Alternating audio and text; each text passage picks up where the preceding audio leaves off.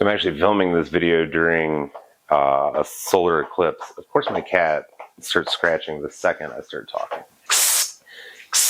So I read Blindsight by Peter Watts, and the interesting thing for me, at least about this book and kind of Watts in general, is that this is the first Peter Watts book that I've read, but I'm pretty familiar with Watts himself. There's a fair number of interviews and whatnot with him on YouTube, and I've just been sort of tearing through those over the last few months as he sort of came onto my radar. And I gotta say that he reminds me of a lot of really cool people that I've known in my life. Some guys that are just sort of stamped out of the same material that he's stamped out of. And so there was a familiarity with him that I felt right off the go. And then I found that he and I were very aligned in our feelings about the future, about the actual future, about our current dystopia. And, I think men of his generation, and I don't really want to get into a big discussion about men of his generation, but men of his generation that are similar in nature to him tend to fall off into a deep, cynical chasm. And their cynicism begins to define their worldview, and their cynicism, it sort of hampers their objectivity, even if I think that they're kind of on the money about certain things. But at least on the surface, Watts, he definitely is dealing with some of that sort of early Xer, late boomer cynicism. But I get the feeling that it doesn't completely define his personal worldview. I don't know. He doesn't seem like the sort of guy that is really going to flip out about stuff. But maybe I'm wrong. It's hard to tell with people these days. So Blindsight, and I've heard other people describe it this way. This is not an original description, but Blindsight really is a haunted house in space story. And when I heard that description initially, it was a big turnoff for me because I'm not a horror reader. I don't enjoy haunted houses, and generally the entire notion of vampires or vampires as characters is just sort of a put off. Just not interested. Some people get really into it and they have big, deep feelings about it, but I'm just not that guy. When I found out about Blindsight and I found out that the way that it's perceived, I immediately said, man, this is not a book that I'm going to enjoy. But then I found all of these interviews with Watts, and I started listening to Watts himself and listening to his take on neurology and theory of mind and just sort of the general organization of the planet. And I really found simpatico there. So I said, well, I'm going to put the haunted house in space thing to the side, and I'm going to read this book, and I'm going to see what the deal is. Although I have many very positive things to say about the book, right off the bat, I have to say that I think that it falls into this place in my mind, which is limited by my experience, but it falls into a place in my mind that a lot of contemporary science fiction falls into, which is we've got good intentions, we've got skill as a writer, and I think that Watts has a much higher skill than a lot of other contemporary science fiction writers. And you've got an interesting book that is written in a way that would make it easily marketable to a movie studio to convert into a film.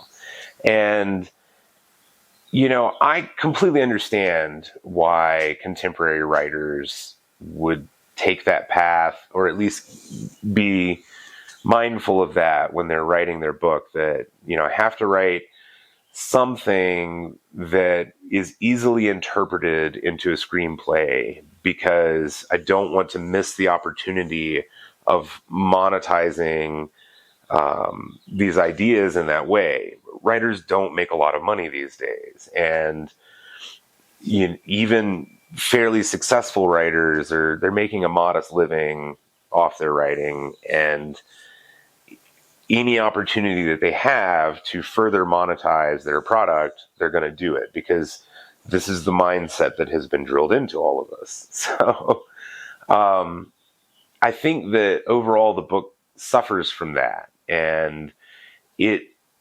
goes from being a work that could have a fair amount of multifaceted depth, but it falls short of that and remains very surface focused. And I may get some pushback on that, but I really think that's the case. And even if you take into account the philosophical ideas, the philosophy of mind, the ideas of free will that are discussed in the book, and this is not a slight to Watts himself. I understand that he was writing for an audience, and you don't just alienate your audience with academic philosophy. But you could tell that the ideas, the philosophical ideas that he was wrangling with are shallow, and it's okay. That's not a deep criticism. It's just a fact, and it actually could stand as a positive for a lot of readers who don't want to get fully bogged down in some kind of deep philosophical rigor. That I know that some writers who just want you to know what they know, they'll drag you into deep philosophical rigor over hundreds of pages and still end up in the same place that Watts ends up in the end of this book. So it's not necessarily a slight to Watts or the book. It's just a fact that the philosophy doesn't go too deep. It gets deep enough, but you don't need waders for it. Generally, and maybe this is just me and my exposure to the topics, but as a person who went to school to study philosophy, and I'm 41 now, the whole notion of free will has become incredibly boring to me. And arguing about whether or not humans have perfect volition over their lives, or whether or not we're guided solely by chemical and neurological synaptical responses, it's just not interesting to me. And I think that the reason it's not interesting to me is because we're trying to answer the last question without having answers to the first questions. And the first questions being, are we a dual being? Are we part physical and part spiritual mana? Or are we a material being? Are we completely a biological, mechanical entity that is what it is? That is what you get. That is at the whims of its biological functioning and its programming and its genetics. Those are the two first questions that you have to deal with in philosophy, and we can make assumptions about either one. And I think a lot of science fiction writers will go ahead and make that assumption for you in order to introduce the other problems that come after. But especially in terms of like a dualist view, most dualists would assume that, of course, we don't have free will because there's an unknown spiritual component guiding us. So clearly, Watts has answered the first question by saying, we live in this materialist realm, that the universe is a material thing, and that there isn't necessarily a spiritual component. But that doesn't mean that we have free will. So it's not a very interesting question, but it's a question. And the real bat in the closet that we're dealing with here is the fact that on board this spaceship, within this plot, you have the existence of a random vampire. And in this future technological materialist world, vampires exist. And they exist because humans have resurrected them from Pleistocene DNA. So they were, it's sort of explained at one point that they were a bifurcation of the human species that had unique biological needs as opposed to normal humans. And due to their unique biological needs, it didn't work out for them in an evolutionary sense. So eventually they kicked the bucket. But for whatever reason, and the reasons never really explained in full, they were brought back from the Pleistocene.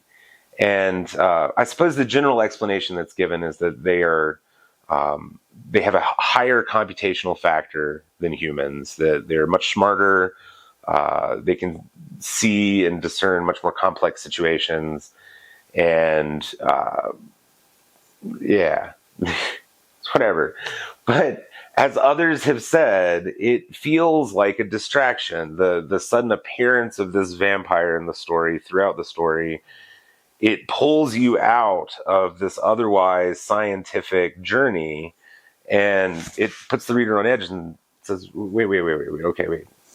We have a vampire here, okay? A literal vampire.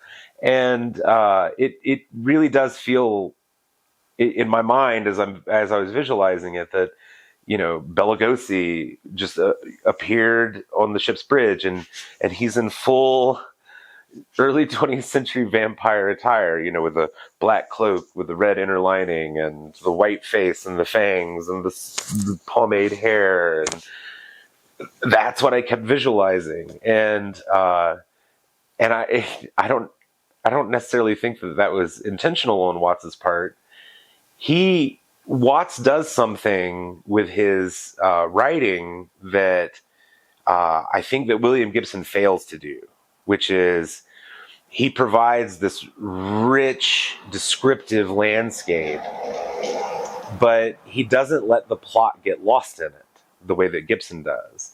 So even in the early descriptions, as you're being introduced to the setting and the characters, he's very effective at getting across this very gothic feel to the spaceship and to the environment and even to planet Earth. And he does it without being direct about it. I think that it really speaks to his gift of his ability to write. So of the things that I was most impressed with, his skill with words is absolutely phenomenal. And there's just the right amount of gilding the lily. There was one quote. Hang on, I wrote it down. Hold on. So this was pretty early on in the book, but it really jammed right into my brain, and I was like, oh man, that's great. I'm sure that Watts got really high one night, and this line floated into his brain, and he had to get up from whatever comfortable chair that he was in and write it down immediately because he knew that he couldn't lose it. But it was, I could tell by the way his fingers move, his favorite color was green. I love that. The book is filled with language like that, and that is a joy. So, ultimately, we could be really picky about things like the setting, the haunted house in space, and the vampire, and the kind of iffy philosophical journey. But, all in all, I was deeply entertained, and I never felt the desire to stop. And I wanted more and more to push forward and push forward, and really enjoyed the book. Hang on, I'm being distracted because the sun it's happening right now. The eclipse is happening. Let's see what we can see.